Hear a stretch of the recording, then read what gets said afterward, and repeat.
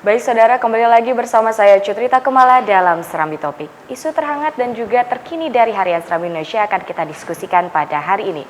Kali ini headline newsnya terkait yaitu mengenai dampak cuaca buruk. Nah, bagaimana dan apa diskusinya? Langsung saja kita akan diskusikan bersama dengan Bung Zainal Arifin M. Nur selaku Wakil Redaktur Pelaksana Harian Serambi Indonesia. Baik. Apa kabar Bung Zainal? Baik, alhamdulillah. Baik, alhamdulillah Bung. Terkait headline news dari Harian Serambi Indonesia pada hari ini. Ini sebenarnya juga ada beberapa informasi penting, baik itu dari dampak cuaca buruk, namun juga ada informasi mengenai ini suami perkosa istri bersama 3 lelaki lain. Dan juga sebenarnya informasi ini juga telah menjadi headline news di kemarin gitu. Nah, mengapa ini masih menjadi penting untuk dijadikan headline news? Ya, Rita ya. Badai memang sudah terjadi ya dalam 3 hari terakhir.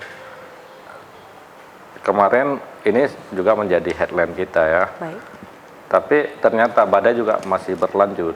Nah, kita juga perlu mengangkat ini. Tadi ada selain di sini berita, di dalam juga banyak sekali berita yang kita kumpulkan kemarin. Nah, kenapa kemudian badai kita angkat ini? Karena memang ini sangat dampaknya sangat besar ya terhadap masyarakat ya. Kita tahu kemarin juga sampai ada pohon yang tumbang di jalan Banda Aceh Medan, sehingga beberapa mobil juga tertahan nggak bisa lewat ya. Kemudian yang khususnya ke daerah kepulauan itu seperti Sabang dan Simelu, nah itu yang selalu kita pantau. Sangat banyak orang pengunjung yang kemudian tertahan di Sabang, sampai sekarang belum bisa kembali ke daratan Aceh ya. Nah ini sebenarnya hal-hal seperti ini kan harus menjadi perhatian pemerintah. Masa sih kita sebagai manusia, sebagai katanya khalifah yang menguasai bumi, kemudian juga ternyata kalah dengan persoalan-persoalan bencana atau dengan persoalan cuaca ini ya, fenomena alam. Jadi kita melihat bahwa hampir tidak ada solusi ke Sabang itu bagaimana. Ini khusus untuk Aceh ya. Betul. Padahal untuk daerah lain begitu, walaupun begitu ganasnya laut, tapi kapal tetap bisa melewati. Nah kita cuma menghubungkan ke Sabang aja, sepertinya agak susah. Kita mau ke Sabang ini juga merasa was-was ya. Kalau cuacanya buruk kita nggak bisa pergi ke Sabang. Seperti itu. Kita apalagi kalau misalnya yang bekerja, yang punya pekerjaan di sini di Jakarta atau yang mau berkunjung ke Sabang, dia cuma punya waktu 2 hari. Nah ini dia akan was-was. Jangan-jangan nggak bisa pulang lagi setelah pergi ke Sabang gitu ya. Jadi hal-hal seperti ini harus menjadi perhatian. Maka kita akan mengangkat ini juga menjadi perhatian, terus juga menjadi kehati-hatian bagi para pembaca Serambi. Baik Bung Zainal. Dan juga seperti yang dikatakan tadi, terganggunya begitu transportasi laut, baik itu yang salah satunya adalah dari Banda Aceh menuju Sabang dan Sabang Banda Aceh begitu ya. Juga di Simelu ya. Nah itu juga menarik Bung, mengenai daerah-daerah lain begitu, bagaimana dampak ini, apakah cukup berat gitu atau ada informasi terkini mengenai hal ini? Untuk Simelu itu Rita ada stok kebutuhan pokok di sana menipis. Baik. Karena biasa kapal berangkat itu seperti tadi ya, karena kapal berangkat 2 kali sehari, tapi sekarang kan cuma bisa 1 kali gitu kan. Jadi kebutuhan masyarakat di sana itu kan Simelu itu menjadi sebuah kabupaten juga, Sabang sebuah kabupaten. Simelu itu penduduknya lebih besar dari Sabang, tapi kan dia lebih ke tengah laut, lebih jauh jaraknya ya, jarak tempuhnya. Nah ini harus menjadi perhatian. Kepulauan kita, pulau sebesar Simelu itu mungkin kalau di luar negeri itu juga sebuah negara dia ya, menjadi sebuah negara. Tapi mereka bisa memanage, kenapa kemudian malah bisa mengekspor segala macam dengan punya pulau sebesar itu ya. Misalnya New Zealand yang katanya cukup terisolir di bawah Australia sana, tapi dia terkenal dengan hasil-hasil alamnya. Nah, kenapa? Ini karena transportasinya bagus. Nah, kita juga transportasi ke Simelu itu masih tersendat-sendat. Kalau misalnya ada cuaca buruk seperti ini, nggak bisa bawa apa-apa. Nah, kemarin karena Menteri Susi udah masuk ke sana, sempatlah untuk lobster terkenal dari sana, kemudian dibawa keluar.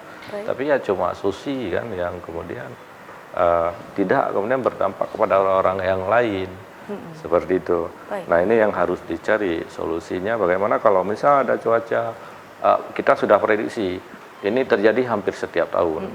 Terjadi badai seperti ini Kalau nggak setiap tahun, dia 2 tahun atau 3 tahun sekali pasti akan berulang. Betul. Nah, sehingga kita sudah mengantisipasi sedini mungkin bahwa ini pada tanggal sekian-sekian ini akan terjadi seperti ini, maka kapal harus seperti apa. Seperti itu ya. Betul, betul Bung Zainal. Sebelum kita juga bahas mengenai dampak cuaca dari pelabuhan layaran haji pastinya dari ke Simelu dan sebaliknya, kita mau tanya juga Bung mengenai update dari pelabuhan Balohan dan juga Ulele. Adakah update terbaru atau masih terganggu begitu Bung? Ya, yang barusan tadi juga ada laporan dari wartawan di lapangan ya. Di Ulele masih tertahan itu. Masih tertahan, truk belum bisa berangkat. Baik. Karena kemarin katanya sih waktu satu kapal cepat yang jalan itu hampir terbalik di tengah laut. Itu ada laporan ya kemarin dan kita turunkan hari ini. Hari ini kita juga masih memantau. Kita pantau, kita kirim wartawan ke Pelabuhan Ulele, kita kirim juga wartawan ke Balohan. Kita juga pantau di Simelu, di Sinabangnya. Jadi kita masih meminta dari mereka bagaimana ini penanganan terhadap situasi seperti ini ya. Baik, Bung Zainal. Khusus nanti di Ulele ini kan sayuran yang truk membawa sayuran ke Sabang katanya sudah 2 hari 3 hari buat tertahan di sana karena truk tidak diutamakan itu. Tapi biasanya memang ini akan diutamakan truk yang membawa kebutuhan pokok seperti sayur, beras, telur sebagainya. Yang yang membawa beton, membawa besi itu nanti akan belakangan tidak diprioritaskan dalam masa seperti ini. Baik Bung, dan adakah informasi dari BMKG Bung mengenai cuaca buruk ini yang kira-kira akan berapa lama lagi begitu? Ya, BMKG juga bilang kemarin nggak bisa prediksi karena bisa beberapa pekan ini ya. Tapi kita nanti, mereka juga selalu memang mengupdate, tapi kalau misalnya nggak ada yang terbaru dengan updating dari mereka, ya kita utamakan dari peristiwa-peristiwa yang terjadi. Tapi kita kalau tetap mengupdate kepada mereka, kalau misalnya ada imbauan-imbauan, biasanya mereka cuma akan ada imbauan seperti ini, menghindari, apalagi kalau ada petir-petir ya, menghindari ini ada tips-tips yang sehingga tidak tersambar petir. Ya kita berharap tidak ada lagi bencana lagi. Baik, terima kasih Bung Zainal atas informasinya pada hari ini. Baik saudara, demikianlah Serambi Topik pada hari ini, kembali ke studio.